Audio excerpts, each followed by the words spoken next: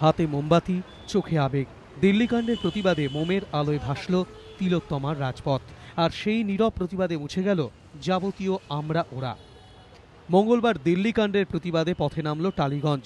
মিছিলে পা মেলালেন চলচ্চিত্র থেকে টেলিভিশন, সঙ্গীত জগতের তারকারা। হরনাথ চক্রবর্তীদের মতো মুখ্যমন্ত্রী ঘনিষ্ঠদের সঙ্গে একই সারিতে হাঁটলেন বামপন্থী বলে পরিচিত বিপ্লব চট্টোপাধ্যায়, অরিন্দম শীলরা। দিল্লিকাণ্ডের প্রতিবাদ, কিন্তু পার্ক স্ট্রিট বা কাটোয়ার মতো ঘটনা ব্রাত্য কেন? অনেকেই অবশ্য মানছেন পার্ক স্ট্রিট বা কাটোয়া কাণ্ডের পরেও প্রতিবাদ জানানো উচিত ছিল। ডেফিনেটলি দরকার ছিল। আজ 1 বছর হয়ে গেল, চার্জশিট জমা পড়লো না এখনো। 1 বছর হয়ে গেল, এও তো প্রতিবাদ করা উচিত যে এতদিনে চার্জশিট কেন জমা পড়ছে না। প্রতিবাদ তো বহু আগে মানুষের রাস্তায় নামা উচিত ছিল।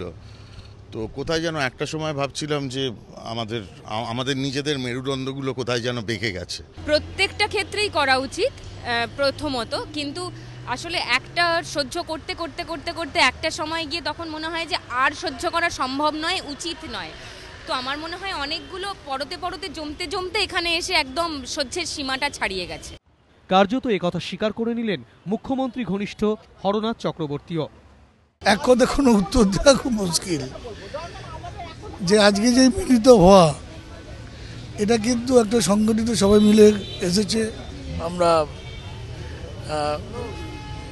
যে পদযাত্রা করছি, এটা ইন্ডিভিজুয়ালি তো এক একটা মানুষ বেরিয়ে আসতে পারে না। আমাকে অমুক জায়গা হলো আপনি বেরিয়ে আসুন, এটা হয় না।